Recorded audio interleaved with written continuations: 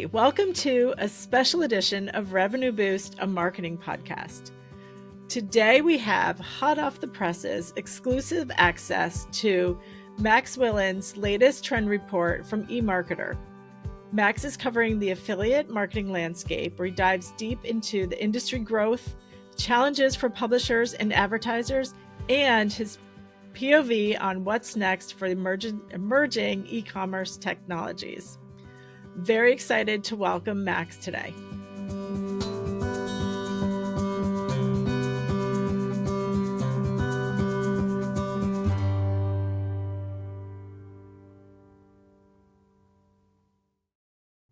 So welcome, Max. Please introduce yourself and share a bit of your background, experience, and the exciting data you have to share with us today. Thanks, Carrie. It's nice to be here. So I am a senior analyst on the ads and media desk at eMarketer, where I cover a bunch of different things, including retail media, paid social advertising, web publisher monetization, and affiliate marketing. This is my, third year at eMarketer. And before I joined eMarketer, I was a reporter for about 10 years, where most of my time was spent covering media and technology. I worked for Digiday, I worked for Newsweek. I interned at Ad Age for a while, and spent most of the time that I worked at Digiday covering publishers. And while I was there, I got really into affiliate as a coverage area. This was around the time that you started to see, I guess you would affiliate folks call them the content people. So folks like Vox Media and Dotdash and BuzzFeed really kind of look around and go, oh, wait, this actually might be kind of a big growth area for us. And so I covered that pretty intently. And one of the first things I did when I joined eMarketer was wrote a report on the affiliate space. This is going to wind up being my third, the one that's publishing this week. And for reasons that are still not super clear to me, that they gave me the first that eMarketer had done in quite a while, but we have ramped our coverage up since I joined. And I think the key reason, frankly, is just, subscriber interest. We're a business that generates revenue in lots of different ways, but, the kind of foundation of it is a big subscriber base, and we're responsive to their interests. So that's certainly, they certainly could have read the first one I wrote, which I think is interesting, and said, interesting, that's fine, next. But the interest has grown and grown, and so they have me working on it more and more as the years wear on.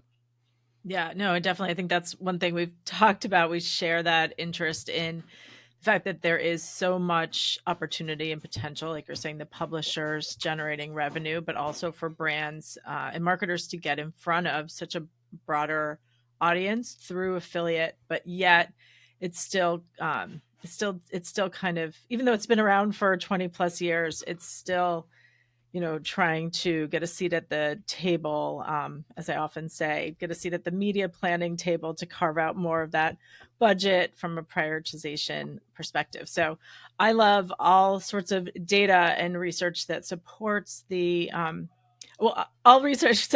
I love all data and research around, marketing perspectives, what consumers are engaging with, what marketers and how marketers are planning and aligning their strategies and budgets. But we've talked about that affiliate has so much potential. So the more data we have to help marketers recognize that this is something that really can drive revenue and growth, the better. And so, or the fact that it proves that thesis, I should say. So with that, so tell me a bit more about the goal of your trend report and what kind of what the thesis was going into this, especially kind of based on your past two papers. For sure.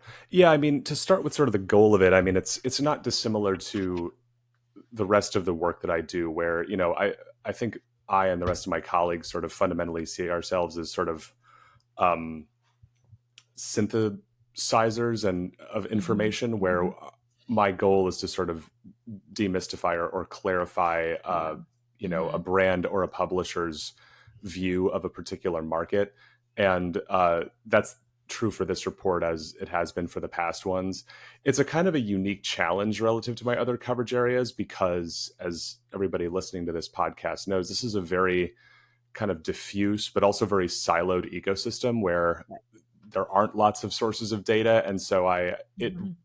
in a way it's nice because it reminds me and harkens back to what I did as a reporter, where there are things that I cover where there's so much data that, were I inclined to do so, I could basically write my entire report just by kind of sifting through Excel spreadsheets and plucking Mhm. out interesting facts and figures. But for this report, I have to, put my reporting shoes back on and talk to people. I think I spoke to something like 20 different executives to put this report together. And as far as the thesis, a lot of it was about sort of checking in on and looking at how far certain trends I'd noticed last year were progressing. So Mhm. things like uh, what is happening to the publishing side of this business as it gets more competitive, as it gets more crowded, not just because of more content folks getting in, but also influencers continuing to Right. funnel in. Mhm. But also looking at it from the consumer side too. I mean, one of the things that I noticed, I'm not actually sure it wound up in my 2023 report, but it was something that came up in a presentation that I did for a client actually, that gave me the sense that consumers are getting a lot savvier in a Mhm. way that, at a high level, I think is quite good for affiliate, because affiliate is a platform and a channel that's really kind of sustained by savvy consumers, people who want to do a lot of research, want to find trusted expertise, want to find the best deal they can on a good or a service. And so that raising that increased savvy is fundamentally a good thing. But it's Yeah. also, I think, based on the data that I was able to find, also starting to have a bit of a cost to the publishers and the brands as well, where Mhm. where once upon a time a well written, thoughtful, written out recommendation of a product would be good enough.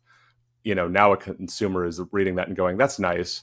I'd also like a 20% coupon, or something to sort of sweeten the deal." And so looking at how that's shaped everything.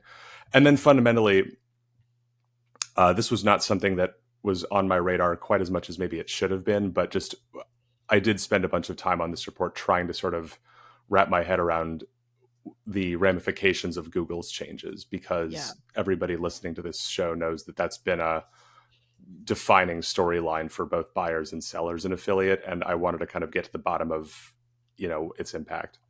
Mhm. Yeah, and it's you bring up a lot of good points there as well, like getting into, I think, just finding that connection between the what's going to be valuable to the market, to whether it's the brands, the publishers, and how they can use this to kind of prioritize their budgets and strategies going forward. And I think, to your point, I know when uh, two things. One is when the research that I did last year found that the affiliate publishers were part of the consumer journey at every stage, which I found so interesting because even though it was a smaller percentage, the coupon data or coupon sites and the um, kind of the cashback sites, a lot of consumers will go to those for their inspiration and upper funnel, kind of where I need to buy something or I just want to see what's out there. I mean, if it's a good deal, I'll buy it.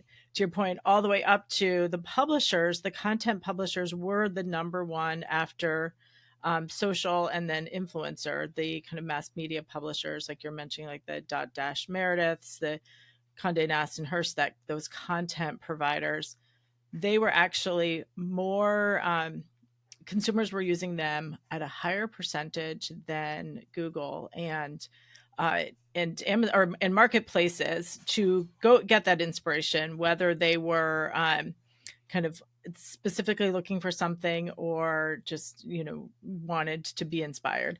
So it just reiterates the importance of the affiliate, different publisher types in the consumer journey, and all of your data kind of helps with that to kind of give that more factual support to those investments. And then also to your point on Google, at Affiliate Summit East on the commerce and content stage, that was just all the publishers were talking about. And so to your point, and as you're going to get into, it was a big impact, and it does signal need for real strategy changes and prioritization. So with that, I'd love for you to kind of dive into your findings and data. Share with us what you found. Yeah, sure. I mean, uh, one thing that was a very pleasant surprise, and I think this again speaks to the uh, you know interest that we've been fielding from our customers in this space is Hmm. this report for the first time includes one of our own forecasts. So we have an entirely separate team that does forecasts, and we decided to invest the time and resources needed to do an affiliate forecast for the first time. And uh, you know I can speak to it at a high level. I didn't bring my whiteboard with me today, but at a high level, we were able to sort of draw on data that we already have about sort of rising retail e-commerce activity, which is Yeah. one of the kind of main engines of this space. We were able to draw on and synthesize a lot of third-party data, which is kind of a hallmark of all the forecasts that we build. Yeah. And then again, also same thing of just sort of speaking to folks at agencies to get a feel for what it is that they see coming. And Hmm. the big, I guess, headline number is that we expect that spending on affiliate in the United States is going to approach $11 billion this year. It's I think 10.72 is the number that's in there, and then Hmm. it will be just shy of 12 billion in 2025. And this is, I think, for folks that have spent the time and energy to sort of find affiliate forecasts. Hmm. They kind of appear on the radar screen every once in a while. Um, our forecast sees something that's not dissimilar to what they see, where thanks to sort of steadily rising ecom activity per digital buyer, thanks to more and more agencies getting more and more interested in Hmm. driving sales online. Those are all really steady and solid tailwinds behind this space that are not going to stop blowing for maybe forever, until we're literally only buying things on the internet, I guess. Yeah. But that's a ways away, I would imagine. Yeah. But That's really interesting on the growth is definitely an important or very valuable uh, projection, right? Like it just reiterates like what we were saying about that there's growth here, that there's value that from the publishers and the brands and people are using it. Um, not to put you on the spot with this one, how does that compare to other channels? Do you in other or like a meta or search kind of forecasts? so there's definitely uh, there's a lot of different directions you could take it, right? So Yeah. so search, it's growing faster than search as a spend category. It is growing not as quickly as social, but Hmm. it's in that general vicinity of sort of mid, or excuse me, low double digit growth. Yeah. It's quite a bit slower than retail media as a point Hmm. of comparison, although Yeah. almost everything is quite a bit slower than retail media. I Yep. just finished Yep. a forecast there, and I think we're expecting something like 25% growth a year for the next five Yeah. years or something crazy like Yeah. that. Um, but it is, for a channel that, to your point, has been around for 20 years, which in digital is, Hmm. this, it might as well be 500 years. Yeah. It's growing at, Mhm. in a way that I think is really quite healthy Yeah. relative to its age. And I think a lot of the reason for that is how, I guess, dynamic and kind of, as I said before, diffuse it is, where you can spend or use affiliate as the investment mechanism to reach people on CTV. You can use it to reach people, on a website that you as an advertiser might own and operate yourself. You can use it to Hmm. reach people on, some of the pages of some of the most visible publishers in the world. You can use it to Hmm. reach people, you know, when their heads are down and they're just trying to get their back to school shopping done, you can, if you are open minded about the channel, you can use it to reach people almost anywhere. And I think that Yeah. that flexibility is a main reason why the growth is as healthy as we see it to be. Yeah, definitely. And one more question on the data. So I know when you're talking about the dollar amount, so 12 billion might not, I come from the media buying world, 12 billion, well, should feel like a really large number to the average person. To media buyers, planners, the big holding companies, that's actually not.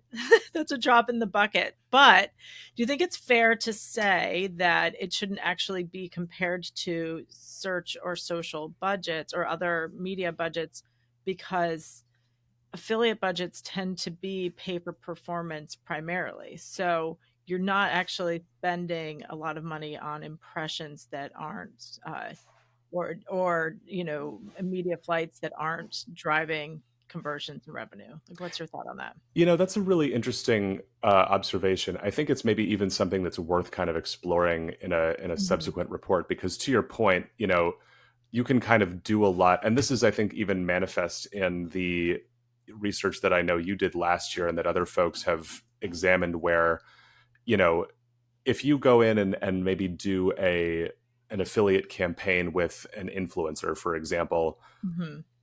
and the KPIs or the sort of structure of the deal is such that the influencer is only getting paid when someone visits your site and converts.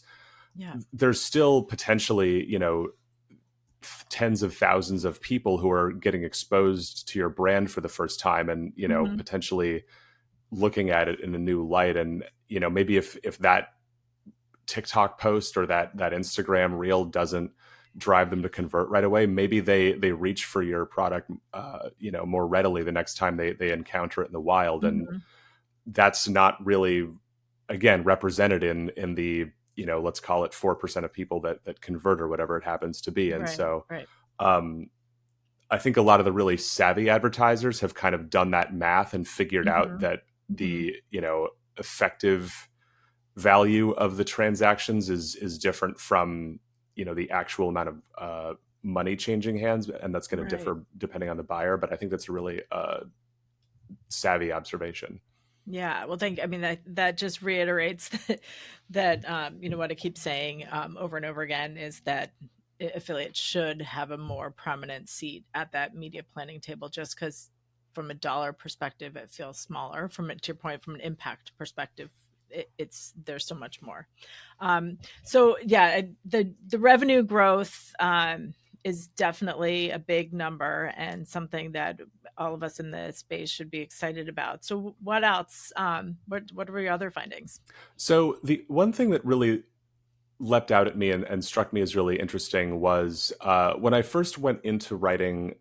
When I started my research for the year, one thing that I knew I was going to have to start to figure out was the extent to which retail media and affiliate marketing intersect or Yeah. don't. Because Hmm. as we've already talked about on this podcast, retail media is this kind of freight train that's plowing through media as a whole. And Hmm. if you kind of look at it from a certain vantage point, you can see a lot of ways in which affiliates could wind up being really valuable to a retail media network. I mean, Yeah. obviously, you know, Amazon's advertising business would not be what it is without the years and years and years of Amazon associates Yeah. driving people to their O&Os. Hmm. But, above and beyond that, there were, things like, Button figuring out a way to sort Yeah. of create offsite inventory for commerce publishers, things like that. But as I was doing that research, I found something that I wasn't really expecting, which is this notion that this is a channel that is, I think, about to enter an era of what I call data stratification, Hmm. where for publishers that sit on and have effectively corralled the first party data that they're generating from affiliate and that they Hmm. have on their audiences, they are going to start playing a fundamentally different game and enjoying a fundamentally different relationship with advertisers than the folks that don't have it. If you're a publisher who can use the data that you sit on to, you know, dial up or dial down a discount level to, get a better conversion. If you're able to, Hmm. target the content that you generate only at a specific cohort of your audience, that's, in a way that's going to drive better conversions. Hmm. Or if you can even, if an advertiser comes to you and says, we want you to reach everybody except these people. And if you can turn around and say, sure, we can do that, Hmm. all of a sudden you are, Yeah. you know, entering into a space of trust and sort of strategic importance that you just aren't. Another publisher that doesn't have those same capabilities just isn't going to be offering. I'm not saying that the people in that latter camp are, Hmm. doomed or should, turn the lights off or anything, but it is, we are going to start seeing different kinds of relationships and different kinds of tactics deployed as more and more publishers start to leverage the data, and also, frankly, as more advertisers start to get savvy about this too. So, Hmm. you talked a bit during this conversation about how a lot of the challenge here is that, you know affiliate doesn't always get a seat at the media planning table, and that's because the people on the buy side who are handling affiliate are, in some dusty corner on the third floor of the office. Hmm. Hmm. And if, the parent company maybe has first party data that they want to bring into a clean room, or, use to model out who they want to see, it's not a given that the affiliate team is going to even have access to that stuff or know how to use Right. it. So there's kind of evolution that needs to happen on both sides, but I think we can see the beginnings of it happening already. This podcast is brought to you by Break Room Labs. Break Room Lab gummies for energy and focus feature an optimized blend of low caffeine, vitamin B12, and nootropics to refresh your mind and body in as little as 5 minutes. Low sugar, tasty, and convenient. Get 20% off when you visit breakroomlabs.com. I love that idea of the data stratification and how, I mean, it just reminds me of some of the programmatic media buying strategies. But in programmatic, you're talking about a single ad, placement where you're kind of taking it from the whole, like, if what based on if I'm getting correctly, based on what we know about the visitor, Hmm. you're going to serve them the whole page, the whole like content they're going to receive is going to be much more customized versus just the individual ad, which is very smart. But to your point, you need the the data scientists that or the programmatic team or the team within the organization that's thinking that way to pull in the affiliate marketer and planner. I That's think right. the other piece when it comes to first party data that I've spoken to a lot is that with retail media, they're converting on somebody else's site. So somebody else owns that data.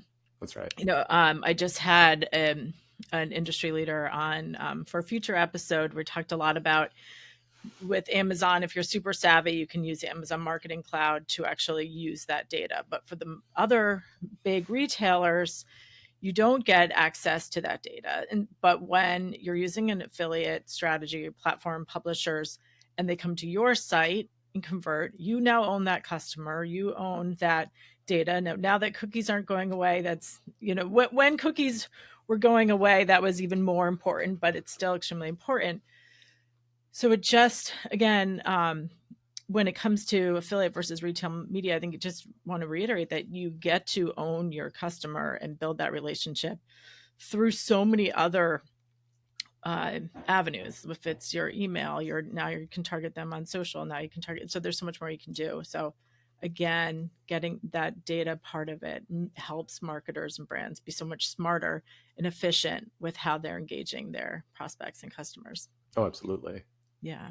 Yeah. So what else? Keep going. I know there's so much great data in here. Yeah, I mean, there was a I've alluded to this a couple of times already, Mhm. but just to sort of foreground it, the one thing that I was expecting was to sort of reckon with or engage a lot with the notion that this space is just getting really competitive from the sell side, Hmm.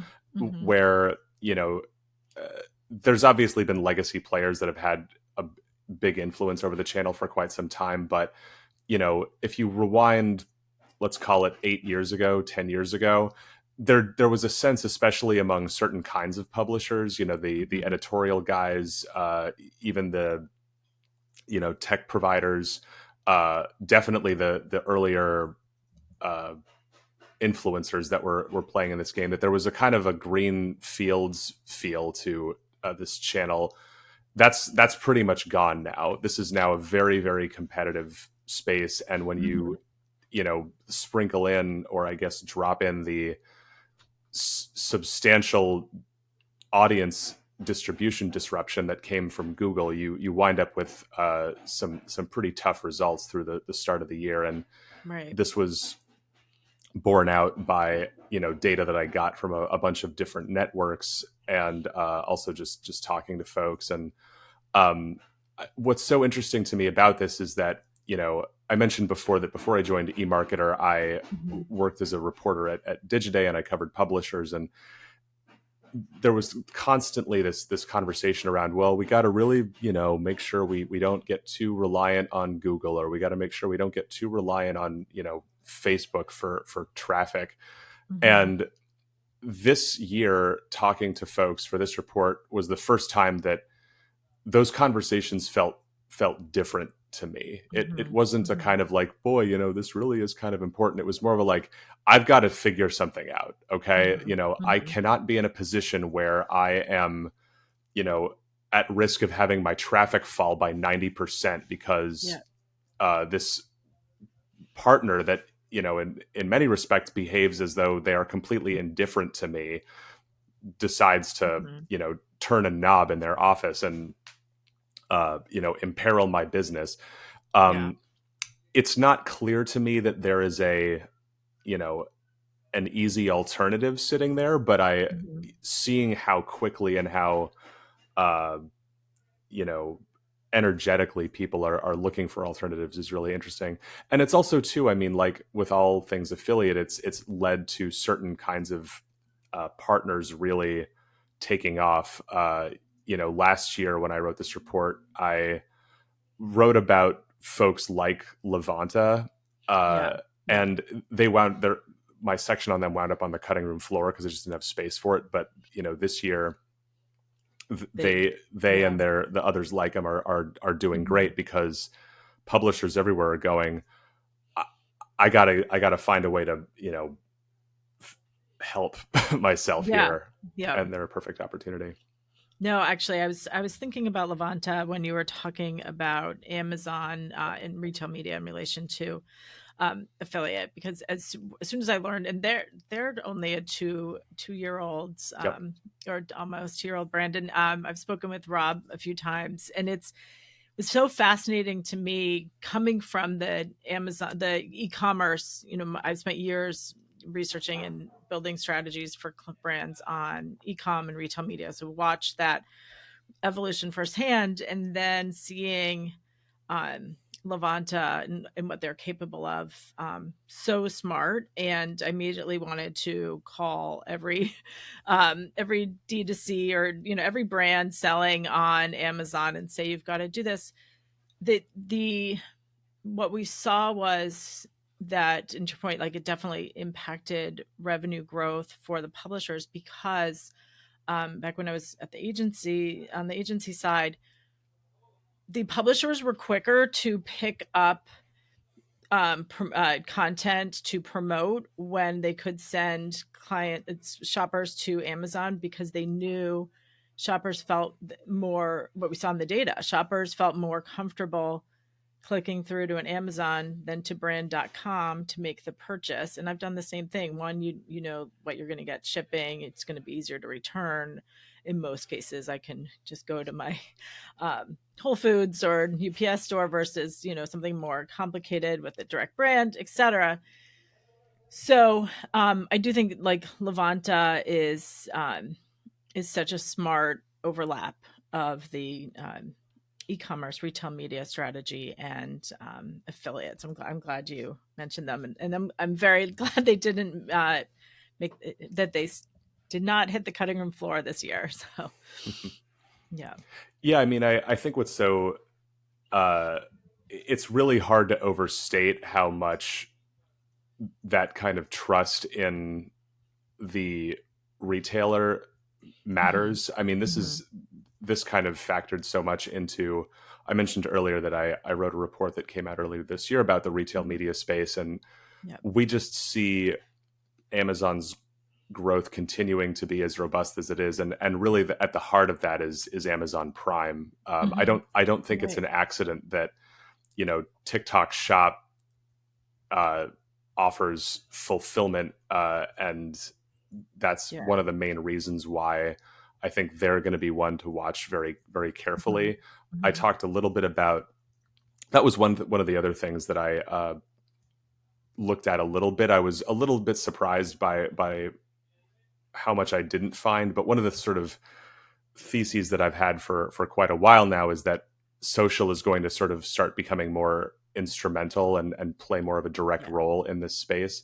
Hmm. They Instagram kind of tiptoed into it and then retreated a while back. YouTube Hmm. has kind of waxed and waned, but seeing what's happened with TikTok Shop, where TikTok has basically said almost anybody can be an affiliate on our platform. I think the Yeah. cutoff now is 1,000 followers. So if Hmm. you are in this kind of game at all, that's a pretty easy mark to clear. And Hmm. obviously for certain verticals, TikTok Hmm. Shop is kind of a non-intuitive fit. But if you are in fashion and beauty and home goods, it's you've probably got at least a little bit of your brain focused on TikTok Shop and how to make that affiliate business work for you as well.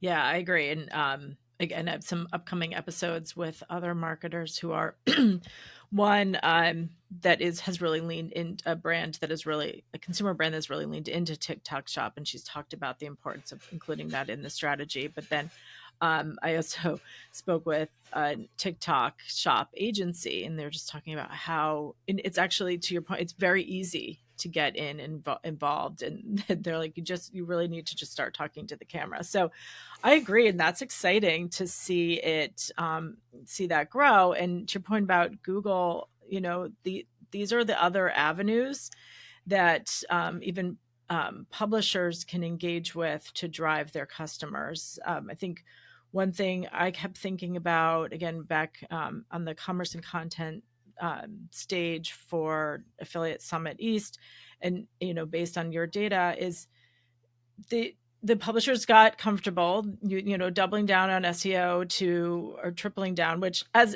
a I started my career in SEO, so I loved that. But to your point, they put all their eggs in their basket. Publishers today need to think like the brands do and do their own marketing strategy and their own awareness and demand and call to action strategy to drive uh, customers to their websites, not just hope that their legacy brand awareness will do it for them, or the Google results. And there's real upside to doing that too, right? It's not just a Mhm. defensive, I've had my organic traffic, kick down a flight of stairs, so now let me start buying it. It's, if you can build a brand around the advice or research or, deals that you offer, you know, developing the people who find value in that tend to be quite Mhm. sticky. Yeah. And stickiness in a space like affiliate, I mean, it's valuable in most any corner of digital media if you're a publisher, but if in this space in particular where Mhm. stickiness is also synonymous with trust, which leads to higher conversion, which leads to potentially better commissions from advertisers, it's really an immensely powerful and important thing to Yeah. aspire to get. And so if you can just devote as much mental energy as you can to figuring out how to make yourself a trusted component of a consumer's buying journey. That just pays dividends on Right. dividends on dividends. So Yeah, and publishers can use influencers. Like it's, yeah. it's like publishers looking at themselves like a brand, like the brands that they partner with, and kind of take some best practices from their playbook. Great. And so, it's so much great insight and data, Max. What else do you have for us?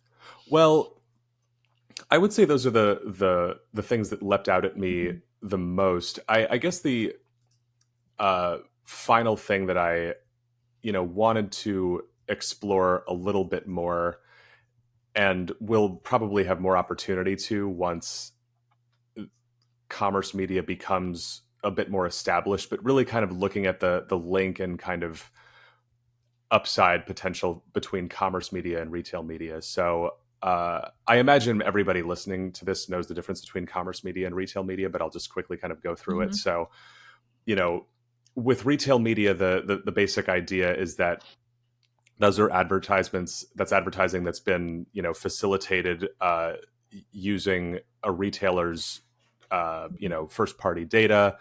It often, though not always, is designed to have a closed loop measurement aspect where you're driving someone back to Amazon or Walmart or Target or whatever it happens to be. And commerce media is similar but different in that it's the first party data is typically brought to the table by a brand that's not a retailer. Maybe Mhm. they're adjacent to it. They're like a financial services company, like a PayPal or a Chase. Maybe they are in a completely different vertical, like Marriott, like Planet Fitness.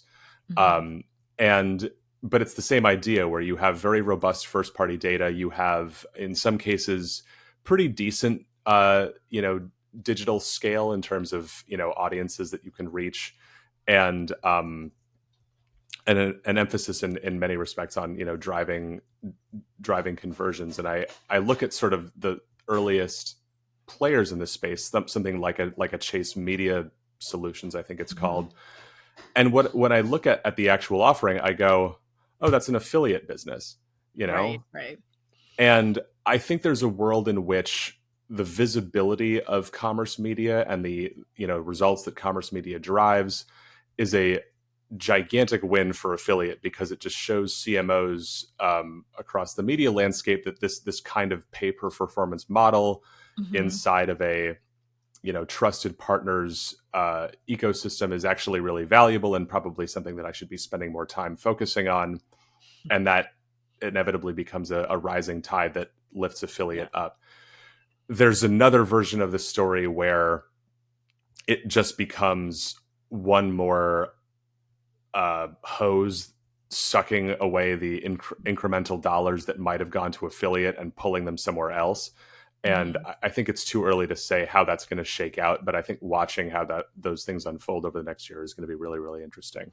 Yeah. Do you mean from the perspective of like for the Chase Media Solutions that would pull from affiliate? Correct. So there's Mhm. a possibility that that business goes gangbusters, and a bunch of other folks spin up things like it, and Mhm. the affiliates that might have been able to tap into that incremental budget are sort of left out in the cold. But Got it. the opposite could happen. Yeah.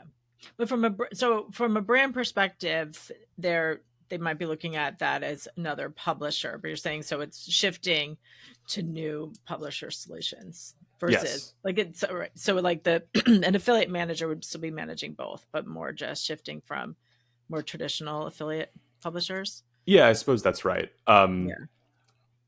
Like a brand side or agency side affiliate manager.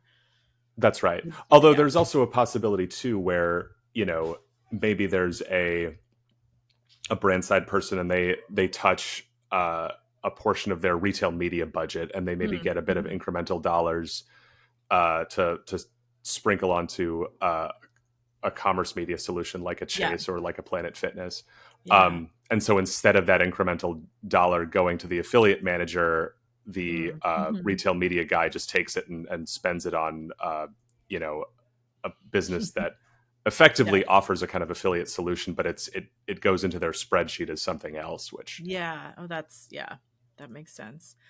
I hear what you're saying. And I think Yeah, because my first instinct is, but this is great. It brings a little bit more elevation to a little bit more shine to an affiliate strategy to get the attention. But to your Exactly. point, if it's then it becomes who gets to manage it. But I think you're spot on as well, because I remember seeing a promotion, maybe it was for Chase, and it was a big promotion that we now do this, and I'm like, that's actually nothing new. You've just like you're doing some PR for something that affiliates have been doing for a long time, with the card linked offers.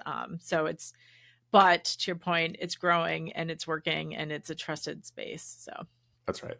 yeah. Great. No, all of this data, Max, as we're talking about, like it just reiterates even more to the the executives who are holding the purse strings on where to allocate budget for really driving that revenue, and business growth and customer acquisition and reach, all the things that go into revenue growth, can be found through the affiliate. Um, a couple things, like what, I guess, as this serves as ideally a tool for brand marketers to go to their CMOs and say, like, look at this data, we need to look at this as an investment. Are there specific values for a publisher versus a brand or emerging technology that kind of come to light here? So I think that there's, I hope that anybody that's interested in this space, be they buy or sell, can get something interesting out of the data. I think that if I'm a publisher and I'm reading my report, I think one thing that is probably most valuable is to sort of level set on how everyone else is doing. I to the point that you made about Affiliate Summit East and just talking to publishers, Mm-hmm. everybody is kind of feeling pinched by things that Google did, and kind of discount prevalence, but getting a feel for how that looks, I think, would be Mm-hmm. valuable to them, and also too to just sort of get a feel for you know uh, what the upside is for investing more in first party data. If I'm an advertiser, I think I always try to write my reports in a way that will be useful for folks that are investing in the space and for folks that are maybe considering investing in the space. Mm-hmm. And I think having the not just the kind of top line data of the growth that we project, but also having a feel for who is going, who is doing really well, what are the kind of big picture platform movers and shakers that are going to influence, you know, how savvy investment will play out in the space is going to be valuable. And then I think, to that specific carve out for technology providers, I mean, I would imagine that anybody that considers them one of those is probably feeling pretty positive, because they, as a group, I would say also have a pretty robust and differentiated kind of first party data that they can bring to the Mm-hmm. table, which is going to stand them in good stead as this space moves forward. And especially also too, because even though people have been buying things on the internet now for decades, the kind of expectation and norms around where and how we transact are always kind of fluid. This is why Mm-hmm.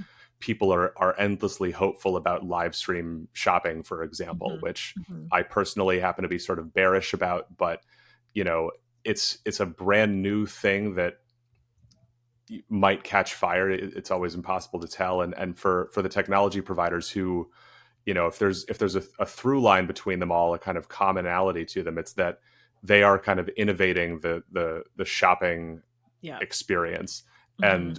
And what we see in the data and from talking to people is that people are amenable to something new if it delivers value. And Yeah.